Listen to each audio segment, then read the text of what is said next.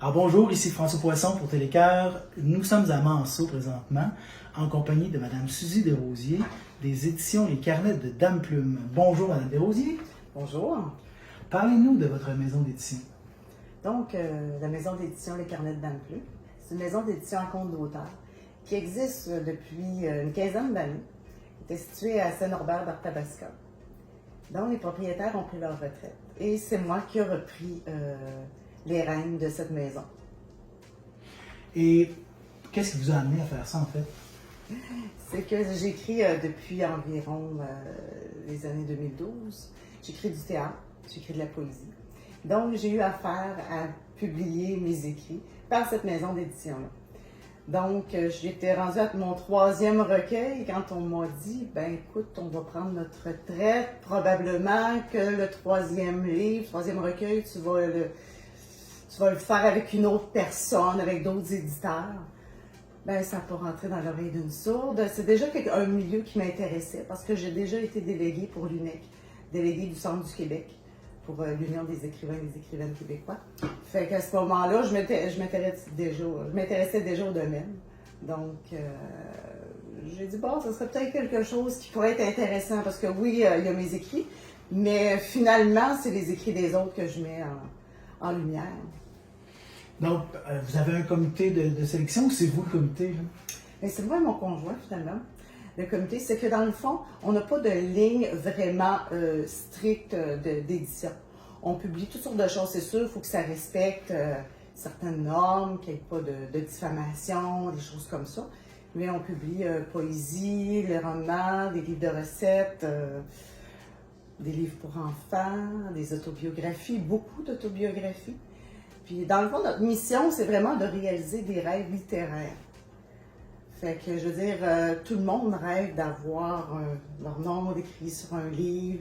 Puis, des fois, c'est pas facile de se faire éditer par des maisons traditionnelles parce que les autres, ils ont des lignes vraiment éditoriales, là, très prononcées où ils se nichent dans différents genres. Fait que c'est plus difficile. Fait que nous, à ce moment-là, ben, ça nous fait plaisir là, de travailler avec ces auteurs-là. Faire la correction, mise en page. On s'occupe de l'infographie, mise en format, tout ça finalement. Et Combien de rêves vous pouvez aider à réaliser dans une année? Une dizaine de rêves. Comme là, on est rendu, ça fait depuis janvier 2019 qu'on a repris la maison d'édition. Donc, ça va faire 4 ans. Ça fait 4 ans cette année. On a réalisé à peu près 41 livres. À travers ça, c'est sûr que parfois, il y en a que je fais juste certaines corrections. On me demande une mise en page, puis l'auteur, lui, va aller en auto-édition.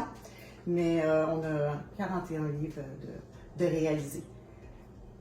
Pour la distribution, comment que ça fonctionne à ce moment-là? C'est l'auteur lui-même qui s'occupe de distribuer? Oui, oui. On a déjà fait affaire avec, pas nous, mais les anciens propriétaires avec une maison de distribution. Puis bon, ça n'avait pas été un succès, ça n'avait pas été un événement heureux. Donc, nous, on s'est dit, bon, ben, on va faire autrement. Souvent, ben, les auteurs qui viennent nous rencontrer, déjà, à la base, c'est des entrepreneurs.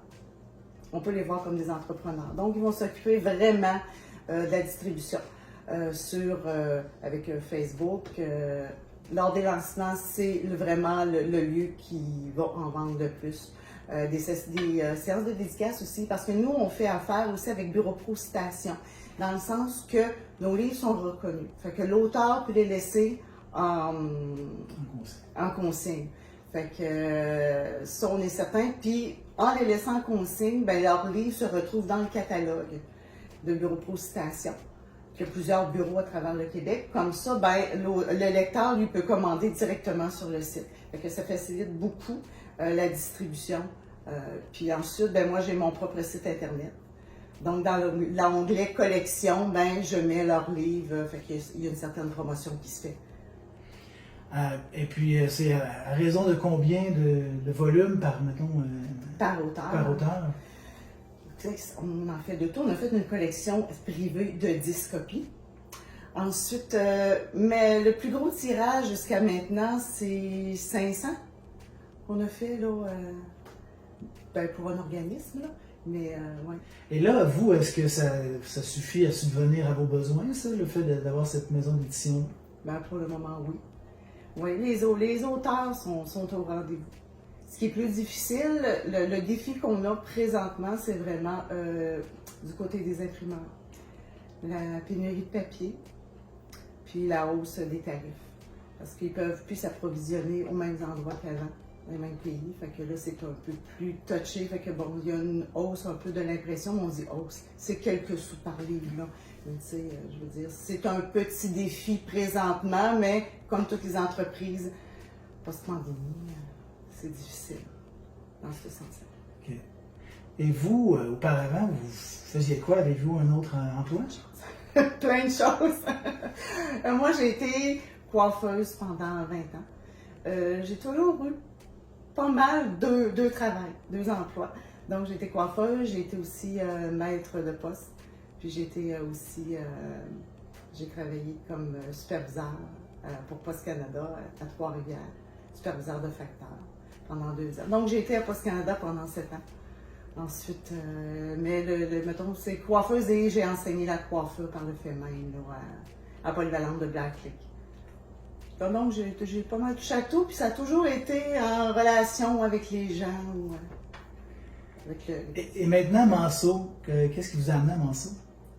Mais moi, je suis native de Sainte-Sophie-de-Lévrard, donc la paroisse à côté, mais mes parents ont déménagé ici, j'avais 4 ans. Donc, c'est sûr que pour mes études, l'université, cégep, j'ai fait ça à Sainte-Foy, puis ensuite à Trois-Rivières, mais j'ai vivre en ville, pas pour moi. Moi, j'aime la campagne, j'aime l'espace, j'en ai besoin, j'aime pas me sentir là, que le voisin est presque dans ma cour, là. C'est plutôt, mais ça a toujours été comme ça. Fait que même pour mes études, toutes les fins de semaine, moi, je revenais dans le coin. Puis je pense qu'il y a beaucoup de... Bien justement, on en parle avec la politique. Je fais partie du comité de liaison pour la politique culturelle. On est en train de repenser le cadre de la politique culturelle pour la MRC de Yamaska, Nicolette puis Bécancour. Puis c'est justement là, être artiste en milieu rural. Puis j'ai eu quelques rencontres, puis on s'aperçoit que oui, il y a beaucoup de richesses artistiques, mais c'est sûr, c'est la visibilité, puis il y a beaucoup de défis dans ça. Mais tu sais, il ne faut pas sous-estimer le milieu rural. C'est sûr qu'on voit le monde parfois différemment parce qu'on le vit différemment, mais c'est quelque chose aussi qu'on peut apporter à la culture. Il y avait, nous sommes aujourd'hui le 21 mai, il y avait le 19 mai une consultation pour justement la politique culturelle. Il y en aura une aussi le 28. Donc, est-ce que vous participez à toutes ces occasions-là? Puis, le fait de vous retrouver en tant qu'artiste, est-ce que c'est appréciable? Oui, pour le 19, je n'ai pas pu participer. Moi, je vais participer par rencontre Zoom le 25. Je pense que c'est le 25. Ça va être, je vais être jumelée avec tourisme et je ne sais plus. Puis c'est ça, je vais participer. Puis, mais on a eu d'autres rencontres au préalable. Oui, c'était intéressant. Puis c'est pour ça que je découvre les richesses. Parce que souvent, au milieu rural, on a moins de visibilité, on a moins aussi de lieux ou de rencontres. De lieux pour se rencontrer puis échanger. Fait qu'on ne sait pas d'un fois ce que notre voisin fait, là. C'est plus difficile. Fait qu'à ce moment-là, oui, rencontrer d'autres artistes ou d'autres gens du milieu communautaire, du milieu de touristique, même du milieu de la santé. Tu sais, ça a été vraiment de bons échanges. Puis, ouais, ça vaut la peine. Je pense qu'il va en ressortir quelque chose de vraiment intéressant. Ben, en tout cas, les gens gagnent à savoir que vous existez, parce que s'il y en a qui ils se demandent où se faire publier, ben là, ça fait une option de plus. Avez-vous eu des sons de cloche en ce sens-là? Ben, ça fait déjà 4 ans. Je vous dirais là, qu'encore dans les paroisses aux alentours, même si j'ai fait des publicités dans les journaux locaux, il y en a qui ne savent pas qu'on existe encore. Fait que, nous autres, on a beaucoup de gens de l'extérieur. Drummondville, Saint-Jérôme, Montmagny, mais c'est du bouche-à-oreille. Souvent, les premiers auteurs ont fait le travail de publicité avec nos auteurs d'aujourd'hui, mais dans le coin, ça c'est pas. Pourtant, on a eu des articles dans le Courrier Sud, Nouvelle-Union. Non, le monde. Mais aussi, tu sais, il faut s'intéresser, il faut écrire ou s'intéresser à la littérature pour chercher une maison d'édition. Tu sais, c'est pas tout le monde qui écrit non plus. Là, votre bureau est bien aménagé, comme on peut voir. Est-ce que vos auteurs se déplacent, viennent ici, auteurs-autrices, viennent ici, ou c'est toujours à distance que se font les échanges? Non, habituellement, ils viennent nous rencontrer, puis c'est ça qu'on préfère, parce que l'échange humain est important. Ils s'installent justement à ce table-ci, puis là, ils nous déballent les manuscrits, leur modèle de couverture qu'ils aimeraient avoir, puis toutes les choses. Fait que c'est vraiment une discussion. C'est sûr que pendant la pandémie, c'était vraiment là, une adaptation pour moi, mais pour les auteurs. Ceux qui avaient déjà publié, parce qu'il y en a qui sont rendus à leur 5e livre avec nous. Là. Fait que ça, il n'y avait pas de problème, on savait comment ça marchait. Bon, ben, on s'est adapté Zoom, puis moi-même, là, le Zoom, là, c'était difficile. Puis montrer à un auteur, moi je pourrais vous dire, la finition illustrée ou une finition mate ou d'un livre par écran, tu sais, quand on n'a pas le toucher. Souvent, les lecteurs, on aime toucher, sentir le livre. C'était difficile à ce moment-là, mais habituellement, ils viennent nous rencontrer. C'est environ là, 3 à 4 rencontres durant tout le processus qui peut durer 6 à 8 mois là, pour l'édition. Donc, vous faites déplacer des gens à Manceau. Comment les gens réagissent au fait de venir ici dans une petite municipalité là, au centre du Québec? Je vous dirais une chose que les GPS.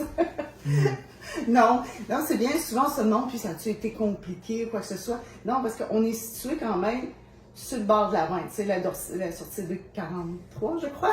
Oui, 53, c'est sur 243. Donc, c'est facile, là, je veux dire, à se rendre ici par la 20, puis la plupart, comme ils viennent de l'extérieur.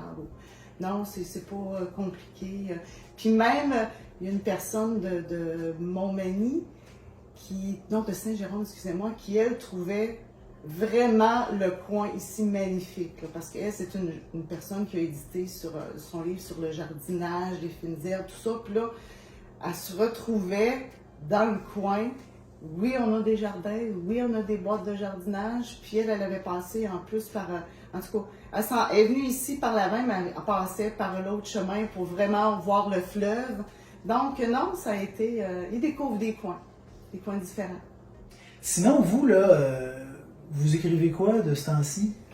Moi, j'écris toujours de la poésie. C'est sûr que j'ai écrit du théâtre beaucoup. J'en écris encore un peu, même si comme je vous dis, on a arrêté de... Moi, mon conjoint, on avait le théâtre du Haut, une petite compagnie de théâtre, du Haut, DU-O, à deux, justement.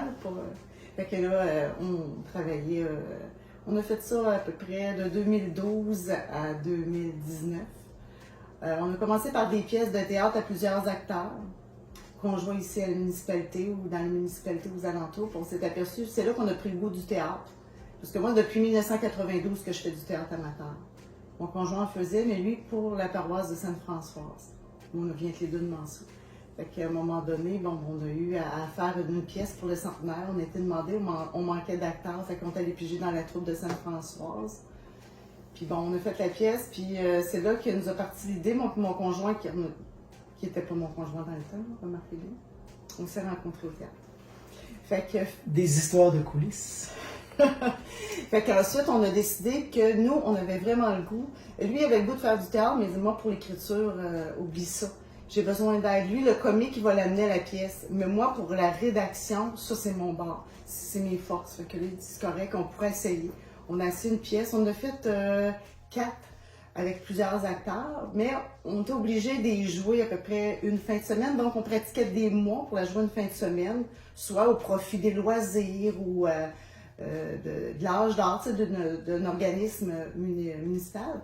Puis finalement, nous on avait le goût de plus que ça, mais c'était bénévole. Donc, les autres acteurs venaient de différents milieux, ils pouvaient venir de l'agriculture. L'été, eux autres, s'ils ont du travail, ils ne peuvent pas dire, là, on va aller jouer toutes les fins de semaine à tel endroit. Fait que là, on s'est dit, coudonc, on va le faire à deux. Fait qu'on s'est écrit des pièces, plusieurs personnages, dans différents endroits publics qui font en sorte qu'on peut avoir justement plusieurs personnages.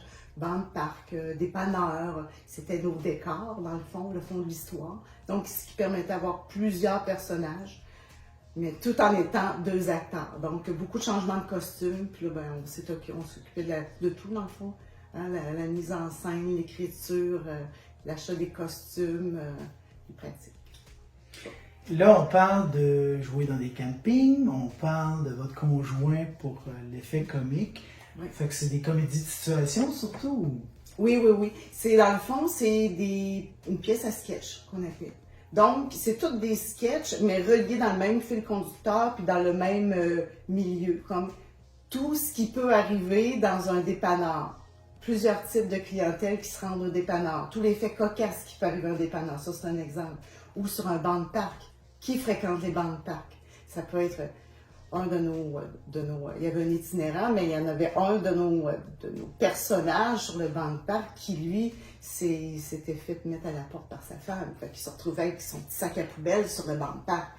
C'est comme ça, je veux dire, c'est vraiment des pièces à sketch, mais tout en ayant un fil conducteur, puis vraiment une conclusion qui était là vraiment inattendue. Est-ce qu'il y avait aussi des principes, des valeurs morales? Oui, oui, oui. Souvent, on passait nos petits messages comme ça.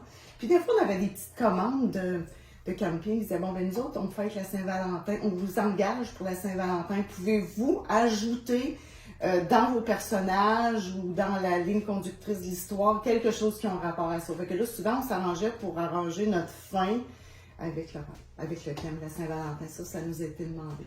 Fait qu'à part le théâtre, ben, c'est la poésie que j'écris. Puis que dans le fond, c'est un peu plus niché la poésie, c'est moins accessible, mais moi j'essaie de le rendre de plus en plus accessible par mes écrits. Je publie beaucoup du côté de l'Europe, ou France aussi, Sénégal, Belgique. Mais mon tout premier concours, c'est vraiment à Bécancour en mots. Puis je vais être là vraiment dans ce recueil. Là. Ça, c'est vraiment ça qui m'a donné. Ah ouais! Tu sais, parce que j'écrivais avant depuis 2012, mais c'était plutôt pour moi. J'avais publié ma compte d'auteur. Mais quand j'ai participé à ce concours-là, puis j'ai été sélectionnée, c'est ah ouais, mais ça peut intéresser des gens. Fait que c'est là que j'ai commencé vraiment là, à dire bon, ben, ici c'est plus difficile, je trouve. Ben là, ça va venir. Moi, je me dis avec la nouvelle politique, puis avec la maison créative de Bécancour, on va avoir un lieu pour se rassembler, bon, on va pouvoir échanger. Mais dans le milieu, c'est plus difficile. Mais, vous voyez, de l'autre côté de l'océan, ben, c'est un peu plus facile. Je vais vous étonner peut-être. J'étais sur le jury, le comité de sélection. Mais voyons. Ouais. Moi-même, j'ai pas fait le lien. Je vais vous emprunter le livre tout à l'heure pour regarder ça. J'ai même une copie. Des souvenirs. Ouais. Je l'avais eu. Oui? Je l'avais eu. J'étais allé à la soirée là, de lancement, tout ça. Ben oui, ben oui. Ben, j'étais là. Les thèmes de votre poésie? Je vous dirais que ça change avec le temps. Le premier livre, le premier recueil était vraiment, c'était au parfum de mes états d'âme. C'était vraiment, justement, autobiographique. Et je me rends compte que les premiers, c'est pas une règle générale, mais les premiers livres de tous les auteurs, j'ai souvent, même si c'est de la fiction, beaucoup d'autobiographies, beaucoup de notre vie. Mais moi, je me rends compte que c'était vraiment autobiographique. Le deuxième, je l'ai écrit sur, voyons donc. Quintessence. Je cherchais le nom. Alors, Quintessence, c'était vraiment sur des thèmes qui étaient plus sociaux. C'était, ou des thèmes, plus de maladies, de société, l'Alzheimer. Aussi, j'en avais sur les thèmes des aînés qu'on place dans les foyers. Tu sais, les couples qu'on sépare dans les foyers, même si on été 50 ans ensemble, ben là, chacun votre chambre, monsieur. Puis, bon, c'était des choses comme ça. C'était vraiment là, à caractère plus social. Ensuite, mon tout dernier, Le silence tapageur. Ça, c'était vraiment plus... C'était pas de l'autobiographie, mais j'entrais vraiment plus à l'intérieur ben justement, tous les sentiments que les gens en général ressentent, mais qu'on enfouit. On enfoue bien, mais quand ça sort, ça fait du tapage. C'est dans ce sens-là. Fait que c'est comme un presto. Exactement. Fait que c'était vraiment, là, c'est comme ça. Puis là, je suis sur un projet d'écriture. C'est une suite poétique. Je ne sais pas si je vais le laisser en suite ou vraiment ajouter à cette suite-là soit des strophes ou d'autres poèmes en lien avec le même thème, mais que j'aimerais aussi... je vais l'envoyer à un concours au Festival international de poésie de Trois-Rivières cette année. Puis peut-être à un moment donné, je peux sortir un recueil. Puis en passant, l'année passée, j'ai été la récipiendaire, la grande gagnante du concours international de poésie pour les aînés. Du Festival international de poésie de Trois-Rivières. Vous êtes une bien jeune aînée. Oui, mais je faisais partie des critères. C'est gentil. Je suis dans votre club. Ayant eu 55 ans hier. Écoutez, j'espère qu'on aura donné le goût aux gens d'aller vous découvrir comme auteur. Oui. Et puis, qui sait, aux auteurs en herbe, l'idée de vous contacter pour réaliser leur rêve d'édition. Leur rêve littéraire. Merci beaucoup pour cet entretien, Suzy Desrosiers, de la maison d'édition Les Carnets de Dame Plume. Ça m'a fait plaisir. Merci beaucoup. Alors, c'était François Poisson pour Télécœur à Manceau avec Suzy Desrosiers.